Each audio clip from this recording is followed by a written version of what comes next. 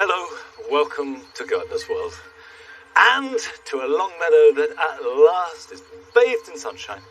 It's coming and going, but while it's here, it's fabulous. And it does mean that the flowers are beginning to open. And when there is sun, in spring, the copse is my favourite place, because the flowers that are suited to this kind of managed woodland are that wonderful combination of vibrancy and delicacy. So you have the anemones creating this sea of spangled white flowers, and then the dog's tooth violets, much more dramatic, with their back-turned turban-like petals, which then close at night. And both these flowers are set in this growing intensity of green, and it's just lovely. On tonight's programme, Arit Anderson explores an incredible vertical forest in Milan. Welcome to our garden future, the Bosco Verticale. Nick helps an overwhelmed viewer tackle some unruly shrubs. So you're up for a radical hack? Yes, go for it. Okay. And I'll be planting up an Alpine trough as a time lawn and sowing peas.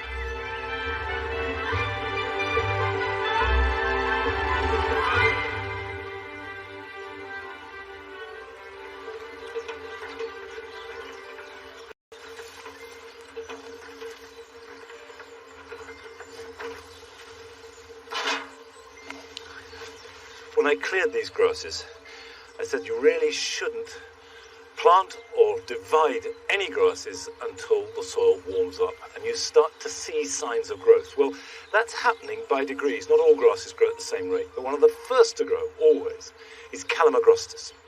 And I've got a few examples here of Calamagrostis Karl Forster. These are very upright, straight grasses with panicles of flower. Really good vertical statements in a border. But you can see on this one, you've got the classic spreading out from an empty centre there in the middle. That means it's losing its initial vigour. Time to lift it, divide it, and then the basic clump will grow better for it, and we'll have a new one that I can plant elsewhere. And using those vertical stems as accents in a border is really effective. So if you're planting and planning your borders now, think of contrasting the uprightness of this grass with soft, billowy shapes of plants around it. But as for doing the job, you'll just cut in, dig a good clump out. Calamagrostis is pretty adaptable.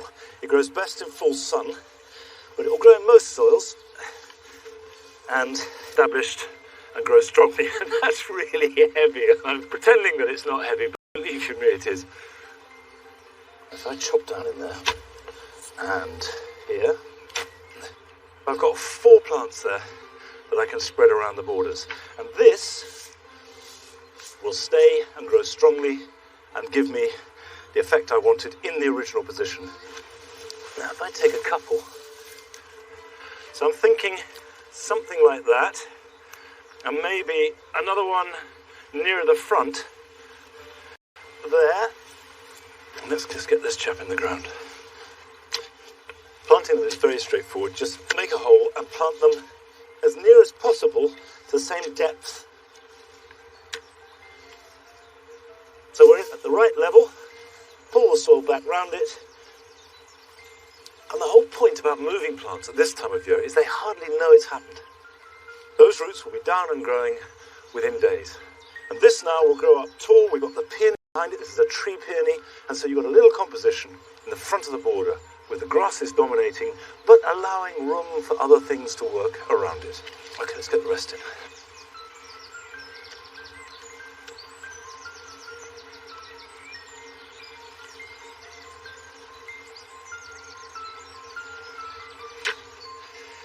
Last summer, I divided up a couple of big clumps of Iris sibirica. And these have got these grass-like leaves topped with beautiful, intense blue small flowers in June. The problem is the flowers last about 2 weeks, and then it's just foliage, which I think would look really good, weaving in amongst the grasses. Now, the great virtue of grasses is that they are adaptable for almost any space. You can have towering miscanthus, you can have little steepers, you can have very upright calamagrostis, you can have sprawling pheasant grass. You can find a grass to any garden, and we've been celebrating small gardens this year by running a competition called Every Space Counts, and asked you to send in pictures of your gardens as long as they were no bigger than 6 metres by 6. Now, we had hundreds of responses, from which our judges have whittled down a short list of just 5. Last week we showed the first of those 5, and now here is the second. We're Chris and Rachel. We live in the middle of Bristol. And we've lived in this house for about 4 years. This garden is less than a year old. We created it last February, and we pretty much finished planting in May. So this is the garden's first spring. When we moved in, all we had was a really narrow, skinny and pretty much sunless area at the back. So we knew in remodelling the house. This challenge really has been we don't have any rear access, so everything has to come in through the front door. We had 4 tonnes of topsoil delivered. We also had about 3 tonnes of hardcore for underneath the bricks. It's been a logistical challenge, that's for sure.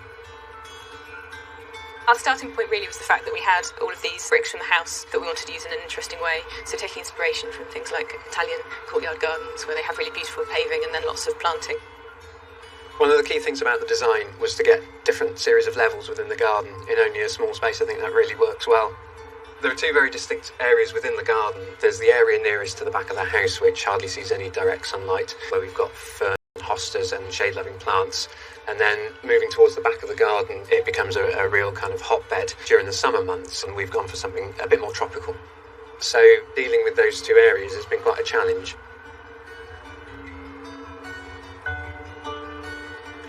At the moment in the garden, the ferns are really amazing because they just begun to unfurl a couple of weeks ago, so they're still fresh and lovely. Yeah. And then in the summer, the kind of real primary things are the bananas and the cannas and the dahlias, and they give a deal of height and jungliness and colour, which is quite exciting. And this euphorbia has been amazing as well. It's sort of at least doubled in size over the last year. One of the crucial things for us is the connection between the house and the garden. It's really important that we bring the garden in. So we've got lots of glass, and when we're sitting at our dining table, it really feels as though the garden's just there. One of the nice things we found about having a small garden, particularly with lots of containers, is that we can give some plants very specific conditions. So we can have the Protea and the Banksia, or with their very particular soil conditions that we can supply them in that container. In the corner of the garden, we've just made a little shed, which has at the top of it a nice glass roof and some shelves in for Rachel to grow her seedlings in. I think it was supposed to free up the windowsills, but it hasn't worked. It's just meant I can grow more. The garden's really special to us because it's our first garden. It's something we've created together. It does feel amazing. Yeah, and I think we feel really lucky, even though it's a small space, to have a patch of our own in the city.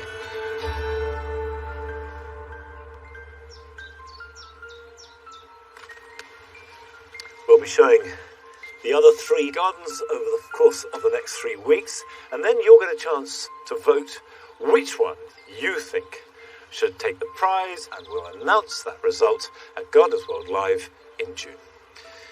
Now, rhubarb has had quite a tricky winter, like all of us. You know, it started to grow, and then it got cold, and it hunkered down, and then it did a growth spurt, and then got hit by snow and beasts from the east and all sorts of things. But it's a tough plant.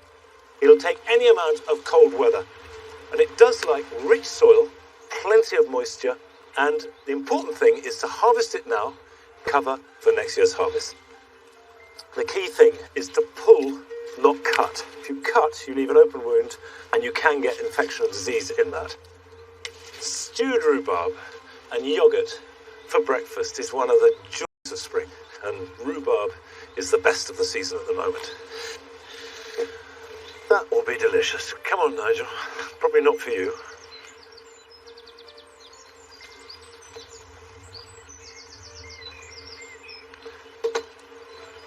Come on, Nigel.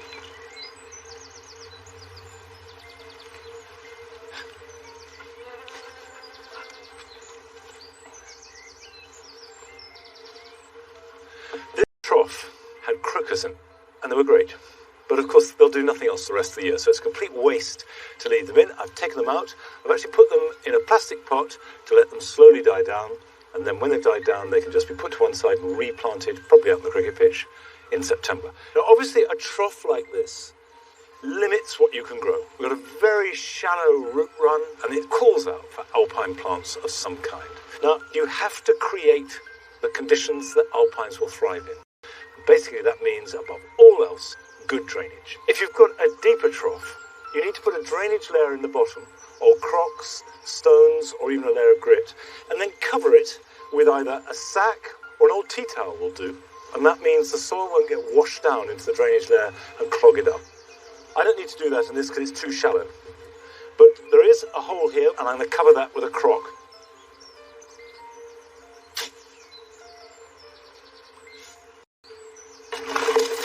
This compost mix is half peat-free compost and half grit.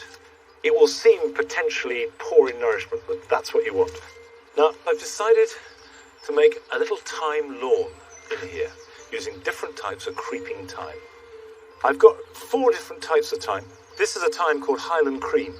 Little pinky white flowers, absolutely perfect for growing in a little pan or a trough. I'm going to plant this quite close to the edge, and that has got room to grow out over the edge like that, if need be. So I'll plant another one of the same variety about here. And the spacing is about 6 inches apart. And these will grow and form a continuous mat. I think I have another white flower in there. This is called snowdrift. Very fine, delicate flowers. This is creeping red. Little pinky red flowers, which again will grow. Thyme does need full sun. And the fact it's quite windy today that it's slightly exposed doesn't matter. These are alpine plants. They're used to cold. They're used to exposure. But they are absolutely not used to shade. All this is perfectly edible. You can use it like normal Mediterranean thyme, but essentially decorative. And this, you can see the stems have got a touch of pink in them, and this is called Cabourn Wine and Roses. But essentially what we want is a carpet of these aromatic leaves, never growing very tall, slightly creeping and hanging over the edge of the stone trough. So I can brush my hands over it and you get that fragrance. And of course, with their different flowers coming at slightly different times, the bees will absolutely love them.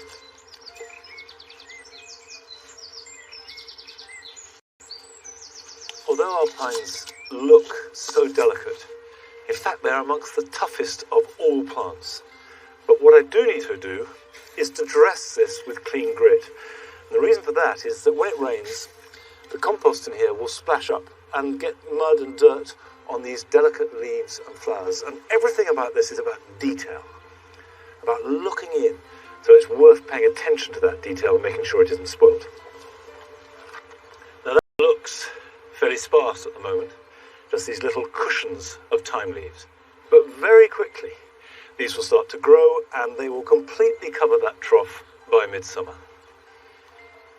Now, if you don't have a trough, there are alpine pans which are shallow because they don't need a big root run, but with a big surface area, so these small plants can spread and you can enjoy them.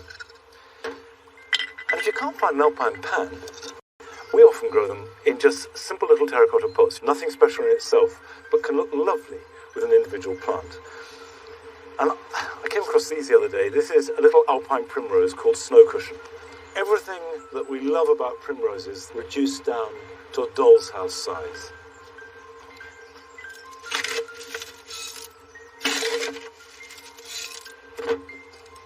If we take this primrose, that can go in the middle. Now there's a tiny little pincushion, Raulia, I never quite know how to pronounce that, Australis, but that has got the same silvery white colours, and we can cram these in. This, which looks like a tiny little fern, this is Leptonella Platts Black, and we can pop that in, and then with some grit around them,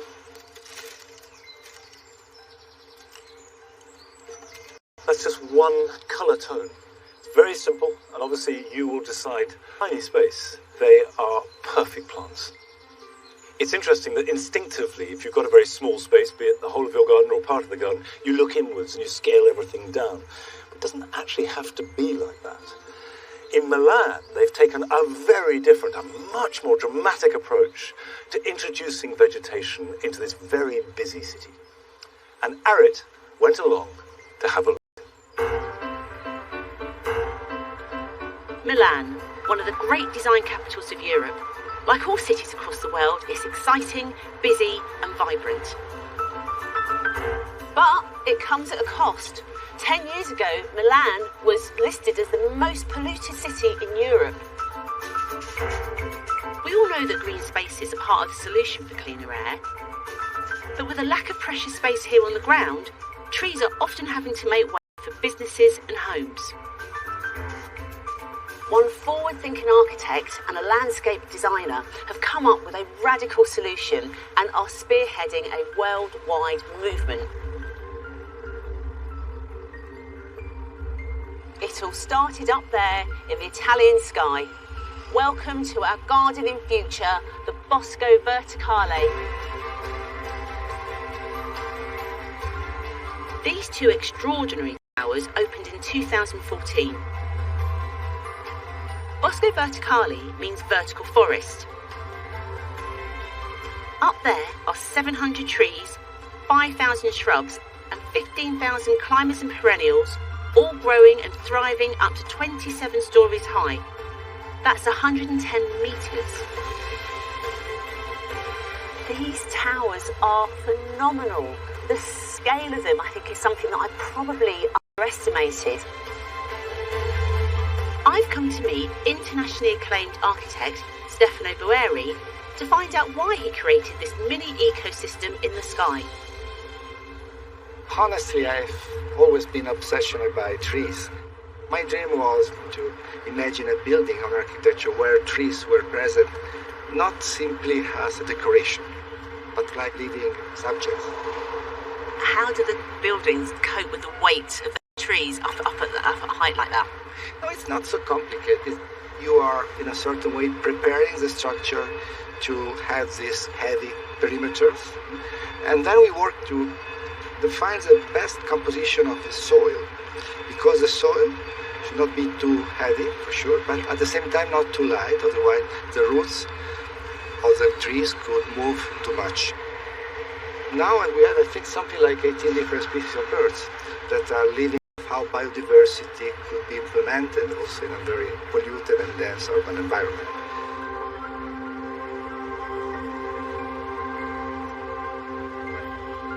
Laura Gatti is a landscape consultant. She worked closely with Stefano to create this incredible sky forest. Oh, wow! Every single tree has been carefully selected. We chosen 20 species different trees, also from the native around here or across Italy. For instance, we have a kind of ash, Fraxinus ornus, that is extremely adapted to the heat in the city. We have crab apples of different varieties, yes, and Lagestroemia for the flower in summer also. What we are trying to do with not only with the trees but with the other layer is found flowers and plants that you are used to see when you go outside for a walk in the country. That's why I feel so grounded being so high up, because it's that sense of being in a woodland, I think, yeah. Yes. Yeah. Trees and shrubs grow in planters that have been integrated into the walls of the balconies to ensure stability. So how did Laura develop her high-altitude horticulture? What we did basically is just to think like a tree, to be like a tree and try to do what the tree needs in this situation, choosing the right one, adapted to be grown in container. What soil has to be in these containers for the majority of the trees? But since we have 1 meter of soil, and we have to take into account also that roots needs oxygen, basically. Yeah. So we have to design a substrate in which the air and the oxygen could enter. We put into the planters a small stone, pumice actually, that is very, very light, because to be happy also the engineers, we have to ensure that this system is not so heavy. They chose trees which have a deep root system so they could cope with wind. For irrigation, groundwater from Milan is pumped into containers so they don't have to use drinking water. 3 membranes protect the building from water damage and stop roots getting through. We have mainly deciduous here. No, heat, wind. Sure. So even 27 floors up, it's a case of right plant, right place. This is a parrotia. A parrotia is one of the most interesting trees here at the Bosco Verticale because it's extremely efficient in capture pollution because of the leaves. There are roughy and there are hair on the lower side, and is also interesting because it's a huge amount of leaves, a high canopy. That tree canopy also offers shade and reduces the temperature of the building, which can only be a positive factor in the fight against climate change. I would love to live in a vertical forest like this. These living towers have to be the way forward for future city living.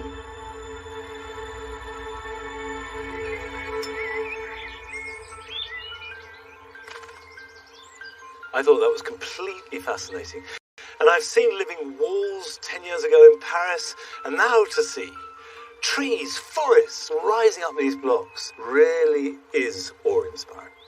And later in the programme, Arit is going to go back and see what it's like to live in one of those flats. Now, my imperial fritillaries are not quite so dramatic and are very modest in comparison, but they're still extraordinary plants. And we have this variety called Rhubarb here in the jewel garden, and then the yellow one in the spring garden. And both of them share this dark, almost black chocolatey stem, and then the pineapple top. And one of the many things I love about these amazing plants is that they are pollinated by birds. If you see little blue tits up in amongst the flowers, they are really important because they are pollinating them. And these will last for 2 weeks if we're lucky, and then that's it. I suspect this spring everything will pass over rather quicker than normal. So this is a plant to relish for the moment while it does.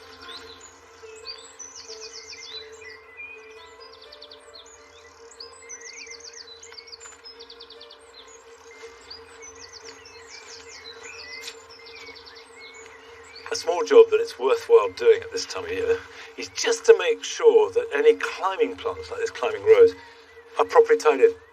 As things are starting to grow, they will start to develop their flower buds, and if you have a storm or a wind and they break, that is infuriating. Just fix them either to wires or trellis if you've got it. Use soft twine, and it's not too late to put up support, but if you do so, a really good tip is to make sure that it's well away from the wall or the fence, so you can easily get your stops fungal problems, and also makes it much easier when you're tying them in like that. There we go. It's a small job, but it's good to get these things done before the garden really takes off. Now, we asked you to contact us to see if we could help you with any particular problems that you had in the garden. And we've had a letter from Lynn Smith saying that she had a border that was overgrown with shrubs and she didn't know how to tackle it. So Nick went to her home on the Welsh borders in Shropshire to lend her a hand.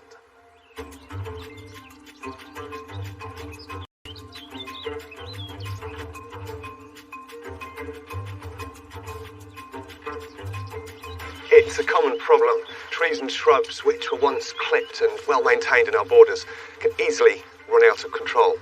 But with the right know-how and a competent approach to pruning, it's possible to tackle these problem plants and bring your borders back under control. Lynn moved here in 2015 with her husband. They spent 2 years renovating the house, which meant the garden grew unchecked. This is one of my major problems. It's a rose that's got out of control. Okay. The previous owner told me that it was an American pillar. American pillar is a rambling rose. The rambling rose always flowers on the wood that it's produced in the previous year. Okay. So that really determines how you prune it. Yeah. Because you don't want to take away those fresh green stems that appeared last year that will produce this year's flower. This is completely out of control, so rather than a standard annual prune, Yeah. we need to do a big rejuvenative prune, so we're going to be taking a lot of material away from it. We've got this brilliant plant support up here in the name of this birch. Okay. So we can get rid of this bulky growth and then try and steer Yeah. new growth up into the tree. In a year or so's time, you will have a lovely display of those sort of bright pink, about 50p size flowers, and just Okay. add another layer of interest, so Yeah. it's really worth doing. There's nothing worth keeping on that, so I can get rid of that. Any pruning job that you're doing, always take out the dead, diseased and damaged wood. An easy tip, Lynn, if you're ever unsure if a piece of timber you're cutting is dead or alive, Right. is just to use your secateurs to scrape away a little bit of the bark on the surface. Okay. Now, if it's pale or dark like that underneath, then it's Yeah. likely dead. If it's green and wet, then it's likely to be alive. Now, that's definitely Lovely, gone, yes. that can come out. And you can set to on these other darker Right. stems now as well. Okay, thanks.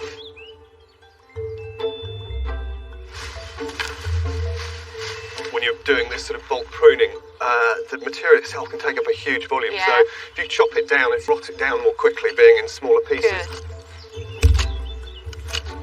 Good. Goodness. Wow. Now, having gotten rid of all that old bulky wood, we've now Okay. got these decent stems. And tuck behind the viburnum, and it'll be ready to head up the birch tree for you. And you'll have a lovely display of pink flowers all the way through summer. What more could you want? No, that's great. Well, then that's the rows all sorted. Lovely, thank But you. I understand you've got a few concerns about this, Agnes. The major problem that I've got is that it's gone green on the edges, and I wasn't quite sure what I should do about that. Okay, I mean, this is something that fairly regularly happens with variegated plants. Variegation in plants happens for a number of different reasons. Sometimes it can be a virus, which Right, is okay. most likely the reason for the streaking in here. I know that sounds a bit scary, Yeah, but actually it's something that's been intentionally introduced. It's been selected because people like this particular look. So Right. it's not a bad thing. What's happening here is that the plant is basically fighting back against the virus. The plant's going back to its original green mode, and that's what's Okay. known as reversion. It's really simple to address. All you really need to do is to identify the piece of green leaf and Yeah. then just trace it back till you start to Okay. see variegated leaves, and make a cut just above the good variegated Right. bit. So I've got rid of the straight green. There's the variegation. That should grow away nicely. Now I can see there's a few more bits and pieces that need taking out Yeah, here. very So slow. must be your go. Okay.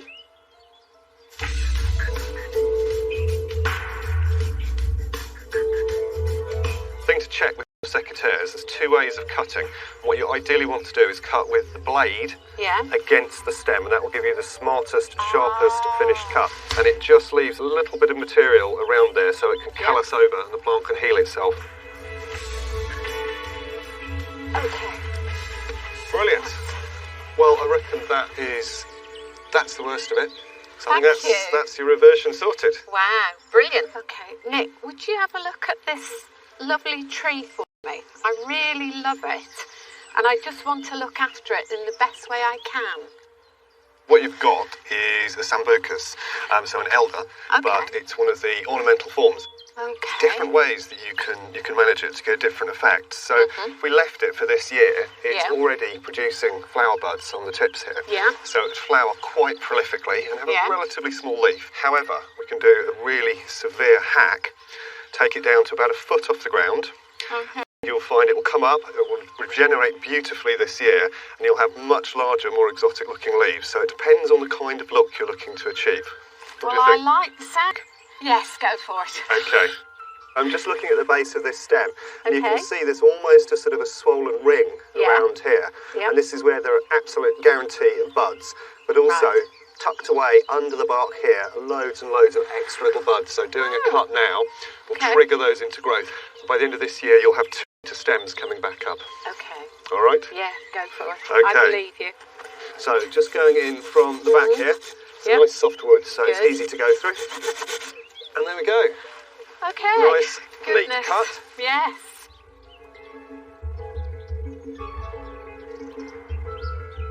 So, Lynn, I think it's your turn.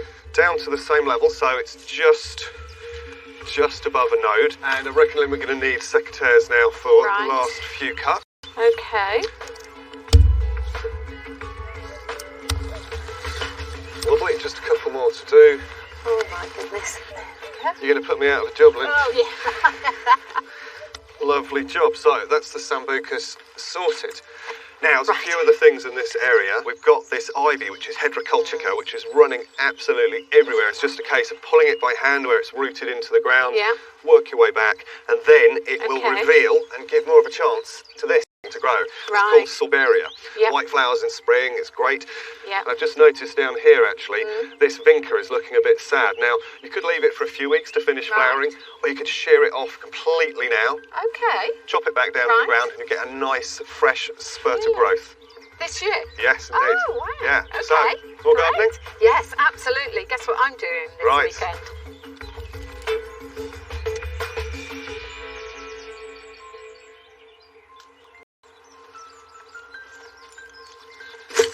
The great thing, if you've got overgrown shrubs and you don't really know what to do, is don't be frightened of them. Far better to cut too hard than not cut at all. The worst thing that can happen in almost all cases is that you'll miss out on a flowering season. But plants are much tougher than you think, but don't be timid. They're tougher and they can be more rampant than you think too. I've got a confession to make. Last year, I planted mint out into my herb garden. I say a confession, it was a kind of experiment. Because I planted them into pockets surrounded by cobbles and stone. And immediately I did it. People on the internet and people were writing me letters saying, you regret it, they will spread, and they did spread. The runners went sideways through the cobbles, under the stone, popped up in the path. So this winter, I dug up all the mint, put it into pots, and now I'm going to pot it into containers. And I would say that if you're growing mint, and you should, it's a fabulous herb to grow, do so in a container unless you are completely prepared to take over an entire area. Now, I've got an old basin well for growing mint. Now, I've got some crocks here, and pebbles would do, or small stones, just to make sure those holes don't get clogged.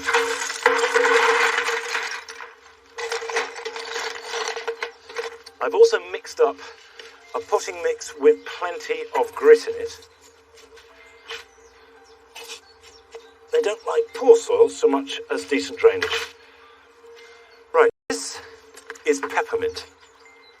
Peppermint is ideal for mint tea. So I'm going to plant this in here. Now this is a plastic pot. I keep using this, keep recycling it. The best thing you can do to reduce plastic is to use the plastic you've got. Recycle it at home. Now, here we go. The smell of that as I do is fantastic. That rich, minty aroma. Mint needs to be grown in semi-shade and keep it well watered. Now, obviously, when you grow it in a container, you'll find that the mint will get less productive. So what I do in a container is take all the plants out, divide them, and then put fresh compost in about every 3 years. Peppermint, spearmint, and apple mint are really useful, but don't grow them in the same container because the tastes cross over and blur each other. That will very quickly grow to fill up the entire pot, but it won't escape. Still to come, Arit meets the people who live and work at the Bosco Verticale. Can't imagine what it must be like to prune at height, looking over Milan. But first, Frances gets to work on her allotment.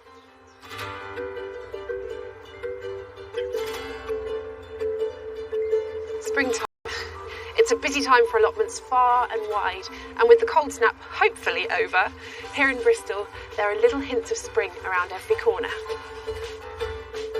Luke Murray is an allotment newbie like me, and this year he's kindly agreed to share his plot with me. In return, I'm helping him get to grips with his extreme sight. Despite the weather conditions, his enthusiasm is unstoppable. Luke! Hey, how you doing? Well, thanks. Every time we turn around, there's more stuff built. You've been busy. Yeah, thanks. I've been trying to make the most of like the nice days of sunshine when we've had them, Yeah, a and few. when we've not. But yeah, you see, we've got like a bit of raised beds in. We've kind of got a few of the compost bays. Everything here is made out of just kind of pallet wood, things that I've kind of been able to recycle, repurpose, reuse. Is that horse manure? Yeah, it is. I'm really fortunate. There's a really good friend of mine, Nick, and she's got horses, and she's given me free rein on her That's huge amazing. mound of horse poo, which is great. Great, that's a nice job. Yeah, yeah. will be my beds, is that right? Yep, so hopefully we're going to build another 3 the other side, so we'll have like a nice mirror view of it.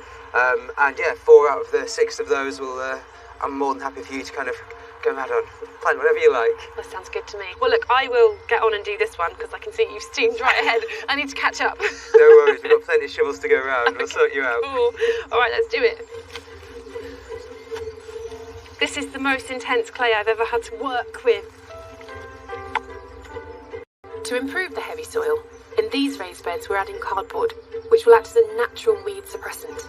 This will also add carbon and encourage bacteria to rejuvenate the soil. When you're doing an allotment, sometimes it's a really huge amount of work. But if you want to save yourself that work, you can use a no-dig policy, which is basically a way of letting nature do all the hard work for you.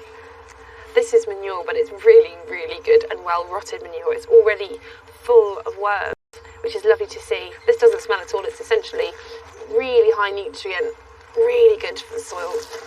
So the first layer I'm putting down is a layer of manure. And then I'll put a layer of soil, a layer of compost, and the idea is that over time, the microbes and the roots within the soil will mix that up for you. That way you keep the integrity of your soil structure.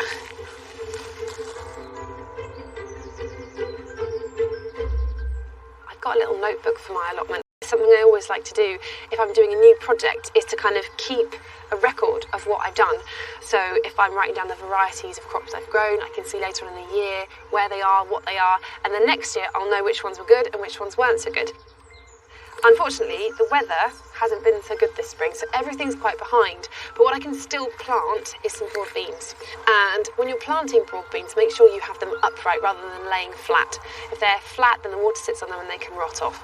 And I'm going to put them about 5 centimetres down into the soil and about 20 centimetres apart. They're quite bushy, they're not like a traditional kind of climbing bean, so they'll support each other if they're at that width. You don't want them too close together, but you also don't want them too far apart, so they'll flop over in the wind. Here on the allotment there are so many people I'm really keen to meet, and hopefully I can learn a thing or two along the way. Hi Gilbert. Hi dear. How are you doing? Not too bad, dear. Gilbert Winter is from a long line of Caribbean plot holders. From a young age, he's learned everything about growing your own, and is at his happiest when he's on his allotment. So what does it mean to you to have this space to come to? There's a little bit of nature around here. Apart from the cars and all them things, you can just dream away when you sit down. Yeah. I'm telling you, the food that you buy in the green groceries in them place, you know, it's different. Yeah. And even make me want to grow more love from you. You know, the whole combination that come into one. What things do you grow here every year? Do you have sort of staple crops? Yeah, my greens, which is callaloo. Okay, you managed to grow that here?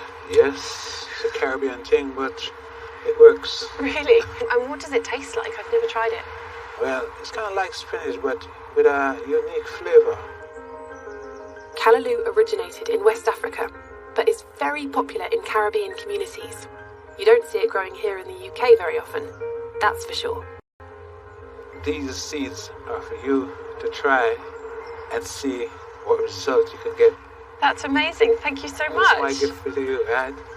But you kind of got to wait until the weather warms. So how do you know when it's warm enough to do? When you're weeding, you got your hands in the ground, and you can feel that warmth, then you know, yes. And if I get stuck, you'll be here, I can come and ask for advice? Yeah, well, I hope you do come and check me so I can see the progress. Absolutely. It's lovely meeting people like Gilbert and becoming a part of this allotment community, and when you get some seeds out of it, that's an added bonus. It'd be fun to experiment, but I really hope they grow. But I know the tomatoes, chard and kale sprout I sowed last month should be coming along nicely. I'm just going to check how they're doing.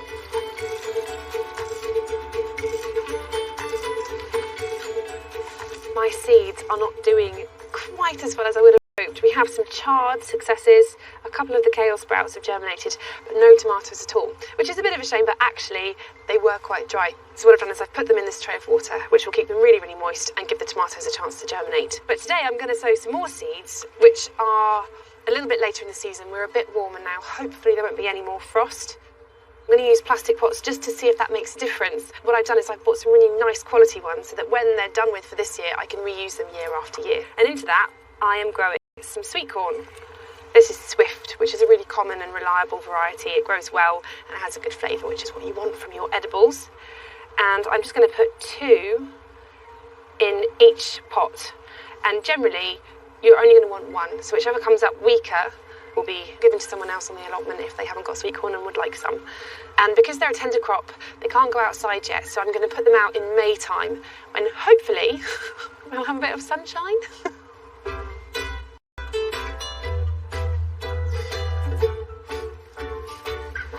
It's been a really productive day. I feel like finally there are seeds in the ground, there are seeds in the pots, it's all beginning to come together. So once the season really changes, which you can feel, this will really kick off and it will look so transformed, as if it's not transformed enough already. Come on. That clay is spectacularly heavy. It'd be very interesting to see how those beds work out. And I hadn't come across callaloo, like Francis, until about 10-12 years ago when I saw it growing on an allotment in Nottingham. And since then I can vouch that it is delicious and definitely worth growing. Come on, Liz, come on.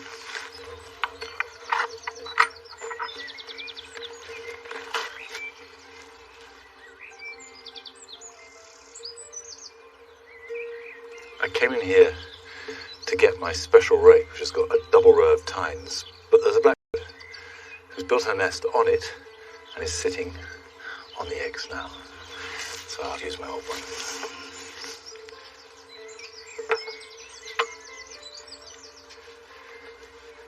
Francis was saying how that getting broad beans in the ground is much later than normal, but the ground is warming up. The sun is coming out. In fact, it's come out dramatically in the last half hour or so here at Longmeadow, and that means the soil will very quickly warm up and be good for sowing all kinds of things. And I'm going to put some peas in. You want to put them on ground that is freshly manured. They're nitrogen fixing, but they like plenty of nitrogen and goodness in the soil. They're the first part of the crop rotation. You get legumes, followed by brassica, followed by roots, and then you fit other things around them. But you rake a reasonably fine tilth, and then I got this over the winter. It's a hoe perfect for drawing a wide, flat drill, which is the way that I like to sow peas. So just pull the hoe gently through like that. And what you're left with is a very shallow trench. Now, I've got 2 varieties, but I'm going to start with Hurst Green Shaft. This is a good doer.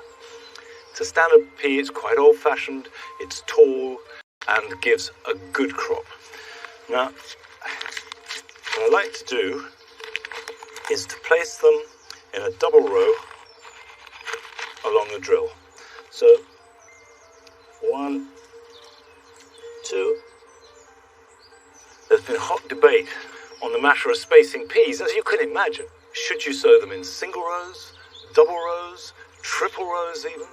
I think the consensus is double rows works best. And each pea about 3 to 6 inches apart.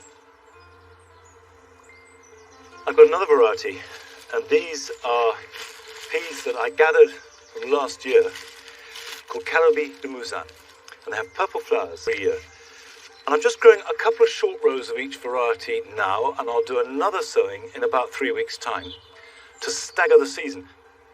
Last week I said, don't stand on a raised bed, whatever you do. Well, this is not a raised bed.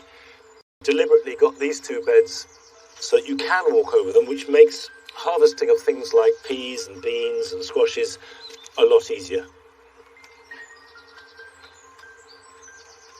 Now, there's plenty of moisture in the ground. We've had enough rain, after all. If it's very dry, they'll need watering. But the critical time to water peas is when they flower. When they come into flower, give them a really good soak. Peas are twiners, and they need something for their tendrils to cling to. So pea sticks are what you traditionally use, which are the bushy parts from hazel coppicing. But you could use netting if you want. Now, you can put that in now before they grow. I tend to wait until I see the shoots just appear from the ground, and then I stake them. So I'll be doing that in a few weeks' time. Now, it's time to go back to Milan and rejoin Arit. We saw the amazing work that's being done there with the Bosco Verticali, and now she's looking at actually how they're maintained.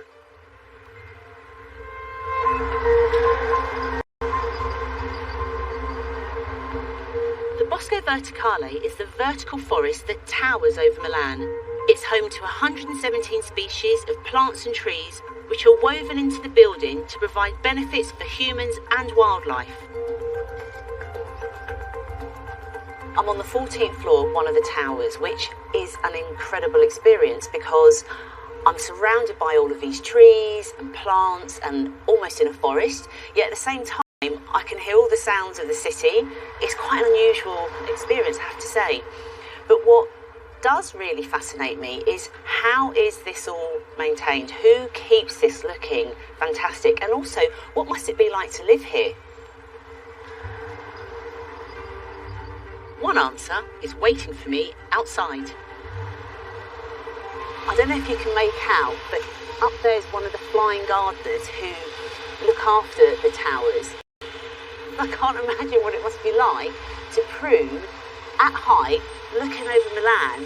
What an amazing job. 5 tree surgeons, aptly named flying gardeners, soar high above the city of Milan to maintain the trees on these towers. One thing's for sure, they definitely have a head for heights. I'm meeting Giovanni and Rene to find out what it's like to carry out extreme gardening suspended from ropes 110 metres up in the sky. Honestly, the first feeling I had when the first time they asked me to, this feeling has been substituted by fascination. We love working here. How do the trees get secured? Here, the trees have to face a strong wind.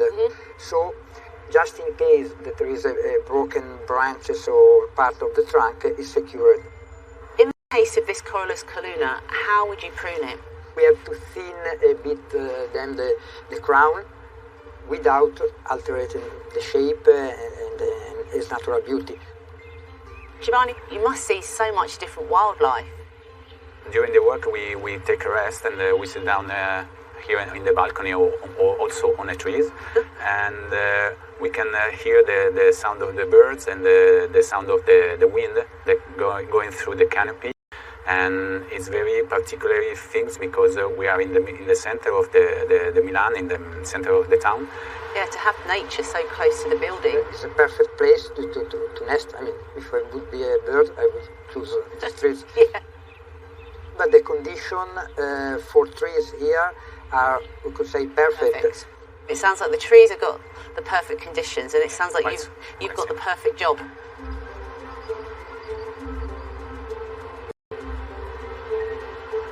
The average tenant has 2 trees, 8 shrubs and over 40 plants.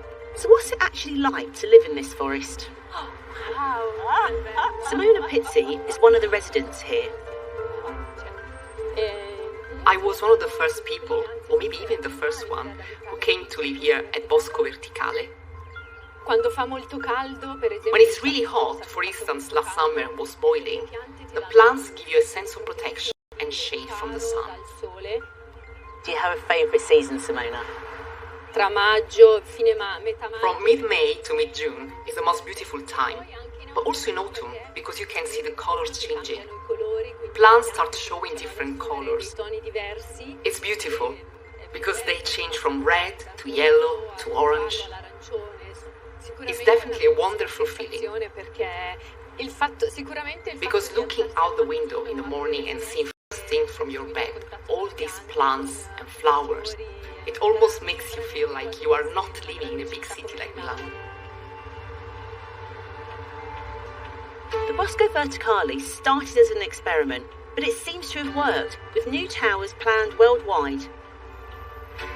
So does architect Stefano Baweri think this is the way forward? Urban forestry is not simply vertical forest. It's roof garden, it's the idea of orbital forest around our cities. So it's all this together to reverse climate change.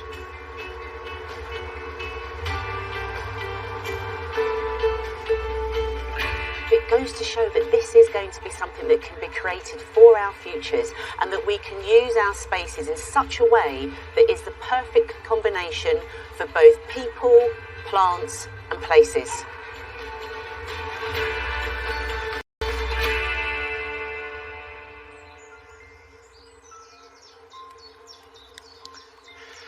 That is not just inspiring. I think it's really important because it's been reckoned that there will be 1.5 billion more people on this planet by 2030. They'll all need somewhere to live. And to make cities viable, good to live in, and environmentally sound, you need that kind of project. Now, just a little tip. If you've got daffodils that are starting to go over, and you want them to go on flowering in the same place next year, take the seed heads off. Just pinch them off with your fingers. And that means that energy that would otherwise have gone into producing seed will go back into the bulb, and next year's flowers will be bigger and healthier as a result. This is something to do for daffodils growing in borders or in containers, but not if they're growing in long grass. In that case, leave the seed heads on, and then they will seed themselves and gradually spread far and wide. That's just a little tip, but here are some jobs you can do this weekend.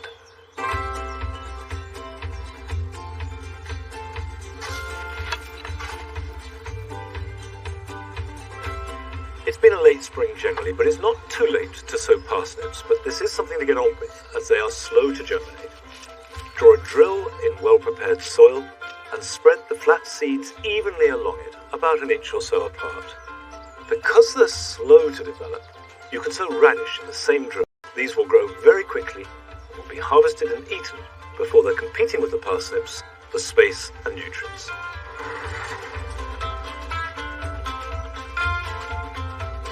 It's time to start supporting herbaceous perennials. The secret is to do this before they need it.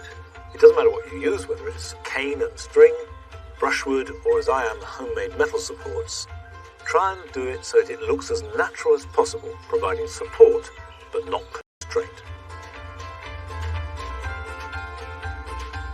The primrose season is coming to an end, but now is the best time to divide them to make new plants. It doesn't matter if you're growing them in a container or the ground, the technique is the same.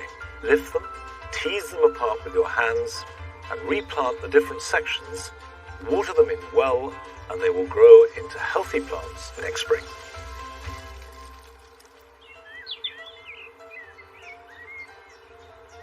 Daffodils were open, which was disappointing, but with a little bit of sunshine, they have all opened out. They're at their very best, and not only are they looking good, they're smelling fabulous too. And amongst them, the little tulip Lady Jane has just started to flower. This is a tulip that is flush pink on the outside, and then opens out pure white and closes up at night, and will keep flowering for a couple of weeks. Now, that's it for this week. Don't forget, next week is the RHS National Gardening Week. There are lots of events, there are gardens you can go and see, and you can get all the details of those on our website. But the whole point is to inspire you to get out into your garden. I'm afraid we won't be back in this garden next week. We're off air. But back here in a fortnight's time, when we shall also be visiting the Spring Show at Malvern. So I'll see you then. Bye-bye.